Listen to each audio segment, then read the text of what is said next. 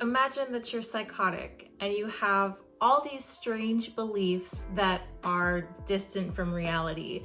Things that are completely implausible, like believing that Marilyn Monroe is your ghost lover and that you have somehow rigged the presidential election and that the world is going to end and all of humanity as we know it will die by a deadly virus that's sweeping the globe. Now imagine that you're recovering from psychosis and you've gone into remission and all of these beliefs are proving to be false. Marilyn Monroe is not your lover. You are not at all involved in the election, but the deadly virus thing is somehow true. Imagine how much of a mind fuck that would be. 1 minute, you're perfectly fine and the world is intact, relatively speaking. Then you go into psychosis and your entire reality is fucked. And when you recover, the reality stays fucked. It doesn't go back to normal like you'd think it would. The life you had before is over just as much for you as it is for literally every single person on the globe. Because you went into psychosis right before a global pandemic. And you came out of psychosis in a reality that was new for everyone else, just like you. If you had told anyone before 2020 that there would be a virus so deadly that it would rapidly sweep the globe, leaving everyone staying indoors for months on end, wearing masks whenever they'd go out in public, not going to work, making sourdough bread for some reason, they'd probably think that sounded delusional. Because, before 2020, it was a fairy tale. No one could have seen this coming. No one ever sees this kind of stuff coming. And for something so huge to be at a global scale where it affects every single person on the planet, it's incomprehensible. It does sound a lot like a psychotic delusion because A, this is out of the ordinary. This is not the kind of stuff that happens every day. I'm pretty sure the last pandemic was over 100 years ago, if not close to 100 years ago. And B, there are nihilistic delusions. Nihilistic delusions are basically end of the world scenarios. They are delusions that the world is ending in some way. And the delusion of the world ending by a deadly virus is a perfectly plausible delusion. That is not outside the realm of delusions. However, it's not common that delusions come true. And I am one of those few rare people who had their delusion come true because I am one of the people who happened to come out of psychosis at the beginning of a pandemic. Now, psychosis is kind of like a blank page in a book where the chapter preceding psychosis tells a story and then there's a gap and it picks up after this gap and you have no idea what happened in between. Because basically what happens in your life in psychosis is lost in between the rationality that you have before and after. So things are really hazy. You're never really sure what's going on. You can't tell what's real. That's the very nature of it. So even after coming out of it, you just can't quite tell what happened. And so preceding psychosis and after psychosis are kind of like a timeline with a wrinkle in the middle where you don't quite know what happened in between. So what happened before psychosis is I was going about my life. I was living in sober living around the time that I started to go psychotic. I had 8 roommates because that's sober living for you. I was going to meetings out in public. We had in-person meetings where we would pray at the beginning of the meeting, everyone would share, and then we'd circle up at the end, hold hands, and close the meeting. I had a very active life out of my home. I spent most of my day out and about going to the library or coffee shops or things like that. And then there was that wrinkle in my timeline where a gap happened where I don't really know quite what was going on. And then snap to everybody's indoors. None of my 8 roommates are working, so they're home all the time. They're stir crazy. They're losing their shit. I can't go anywhere because by the time I came out of psychosis, we were in a lockdown, and my life of the library and the coffee shops and the meetings is gone. Meetings are all of a sudden online. They're on the computer. There's no circling up and holding hands anymore. We're not allowed to touch each other. No one can touch each other. No one can stand within 6 feet of each other. We're all wearing masks. And that's what I came back to. That was all established by the time I came out of psychosis. So there's kind of like this blank where one minute I have this totally normal life, and then boom, I'm back and the whole world has changed and everyone is going along with it like it's perfectly normal. And I'm like, when did this start? Like, I don't even know what's going on, and it's already established. This was a major life upheaval for everyone. Literally everyone on the planet was affected by this. This is nothing new. Every single person who watches this video will be able to relate to how surreal it was to go into a lockdown in a pandemic and have the life that you've known to be normal all this time just suddenly thrown up in the air, right? And I am no exception to that. It was surreal for me too. And I'm not saying that my case is any different or special, but just put yourself in the shoes of a person whose delusion it is that the world is ending, and the mindfuck of having that confirmed on a global scale, to come out of a delusion and it's still there and it's still real. And you are not the only person living this delusion, baby. It is everyone. I had already been psychotic for several months before my last hospitalization. I was hospitalized 3 times during that episode, and I had trouble getting the meds to work. So it was a slow burn. You know, that episode wasn't my longest episode, but it was unnecessarily long. I wish that it had been like cut short. Thankfully, I did have some success getting medication to help, but it wasn't until that last hospitalization that the psychosis actually ended. And so while this had been going on, you know, there had been talk of a coronavirus, and I had seen memes online, but it hadn't come to America yet. And I think it was maybe like a month before we actually had lockdown that there were whispers of it in America. And things like memes, images, messages, anything are very influential in psychosis. So it's really easy to latch on to like a news headline and spin out of control with this whole belief. Like if I saw a news headline that said, you know, aliens possible, well, to me, that means it's confirmed that the aliens have already landed and they're, you know, doing experiments on them by the government, and like it's a done deal.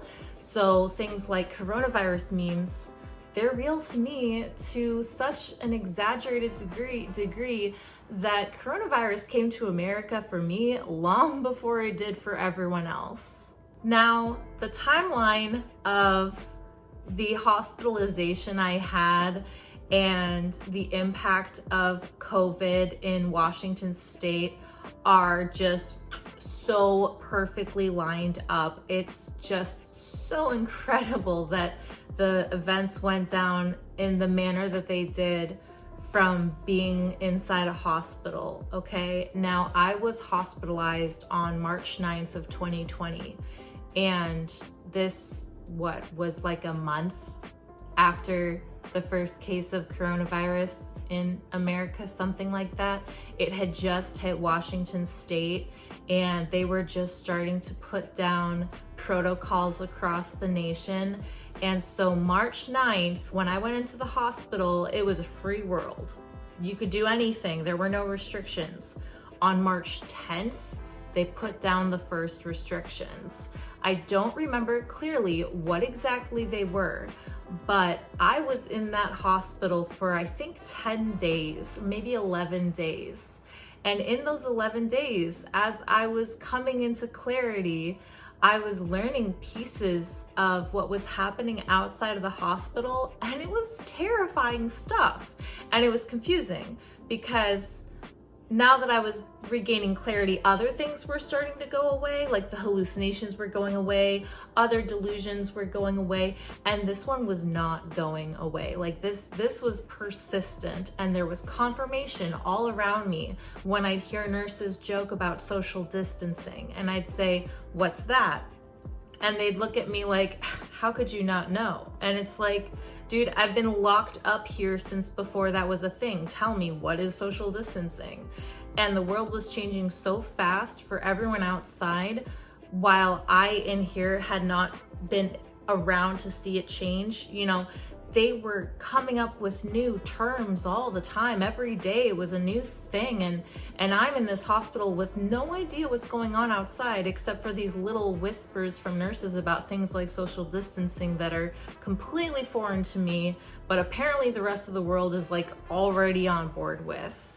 By the time I was discharged, I was lucid enough and I had more awareness than not. So, you know, when recovering from psychosis, there tends to be this petering off process of losing symptoms. So you may still be symptomatic, but at least you'll be aware, and you'll have pockets of time where the symptoms aren't around until finally they're just gone completely. And so here I was, and having fewer symptoms, still a little bit delusional, and leaving the hospital. And that first day, oh my God, how confusing that was. How incredibly confusing that was to be on kind of shaky ground and coherent enough to realize that I'm in reality, not my reality, but everyone's reality. And we go to the grocery store first thing after my fiance picked me up from the hospital, and people are like fighting over paper towels, and there's like no paper products left, and there's stickers on the floor telling you where to stand, and you have to stand 6 feet apart. And like, wow, when did this happen? I've been gone for 11 days and they've already printed out stickers to put on the floor, and people are using it like they've been doing this for years, but they've realistically been doing this for like a week, and they're all so accustomed to it already. How is that possible? It was all happening so fast. And wow, what a crazy time to go 11 days from one world to this completely different world where everyone is already just like on board with it. Like everybody's already following this stuff to a T. I have never seen people locked on TVs the way they were during the beginning of the pandemic, when people were watching the news every day religiously to find out what the newest restriction was. When I came home to my sober living house, my roommates were already losing their minds with how stir crazy they'd been. And it had only been like 11 days since they all had to stop going to work. Nevertheless, they were battier than me. It was so strange to be a mental patient coming home from the literal loony bin to roommates who were more unstable than me because they had had jobs all their adult lives and had never had to go more than a few days without working. You know, it's really strange because I'm disabled and I haven't worked in like, I don't know, 7 years successfully. I've tried and it's never worked out. And I would get people telling me all the time, "Oh, you're so lucky that you don't have to work," which I really don't like hearing because I would like to work. And there are definitely not the greatest aspects of not working, one being that you tend to feel like you lack purpose and drive. And that's how my roommates were. They couldn't stand it. They were completely lost without their jobs. And it was interesting to me for the first time to see someone in my position that I'd grown so accustomed to, like not handling it well. Because when you go so long without working, you make a life for yourself around that, but these girls had nothing to fall back on, and even less to fall back on with nowhere to go. It was the strangest switch in roles of having always been the disabled roommate to the now functional roommate who can handle this shit because this has been my life for so long, like not working and being indoors and stuff. I'm good at that. They didn't know what to do with that. I knew what to do with that. I was great at that. I actually thrived during the pandemic and it didn't change my life all that much at all. In fact, I functioned better coming out of psychosis into a pandemic than in the functional reality everyone had shared before while struggling to stay out of psychosis, you know, like that I couldn't handle. I couldn't handle the structure and I couldn't handle the format of society as it was. But this new world where, you know, if I wanted to go on a walk, I could just walk and there'd be no one around. And as someone who's recovered from agoraphobia, that is just the best. Like that is very strange that in a time when everyone else was struggling with this pandemic, I wasn't really that affected, you know, aside from my delusion coming true, which was really strange. After having adjusted to that being the reality for not just myself, but everyone, I didn't really get affected. As I healed, the world healed, and we all know now that things are a lot better. You know, COVID is still a problem. A lot of people like to believe that the pandemic is over, but I don't think that's true. You know, it's probably just like the Spanish influenza where it will adapt enough over time that it stays around, but doesn't really kill as many people, you know, but I healed and the world healed, you know. I've had COVID twice and it was the most sick I have ever been in my life. The second time I had COVID, I actually had psychotic delusions. Like I wasn't psychotic, but I had such a terrible fever and delirium that I had a delusion that my head was made out of cake. And I would try to sleep and I would be careful not to roll over too much because I didn't want to crumble my cake head. So looking back, it's a kind of comical experience to have recovered from psychosis during a pandemic. And I just think that that is one of the only great things to ever come out of psychosis is the timing of recovering from psychosis in a pandemic. And I feel like if that was a sitcom, that would just be the greatest setup because it's real life irony. Like it's irony at its finest, you know? I can't imagine a more appropriate time to come out of psychosis than in the middle of a pandemic when the whole world is upside down and reality has completely changed on a fundamental level for literally every single person in existence.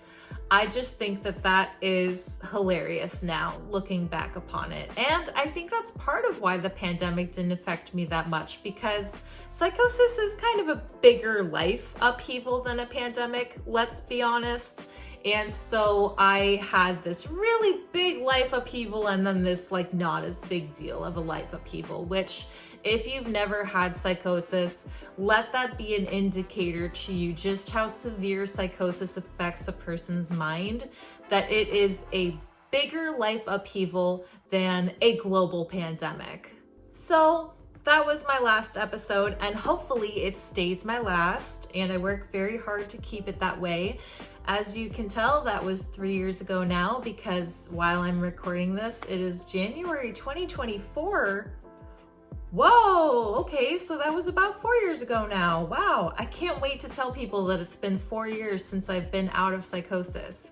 And it's pretty easy to remember the last time I came out of psychosis because that was a time in everyone's lives that no one will ever forget.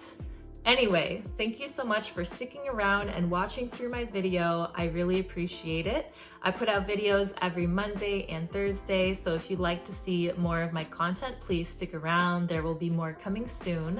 And anyway, I just want to say thank you again, and please like, comment, and subscribe. I always appreciate that too.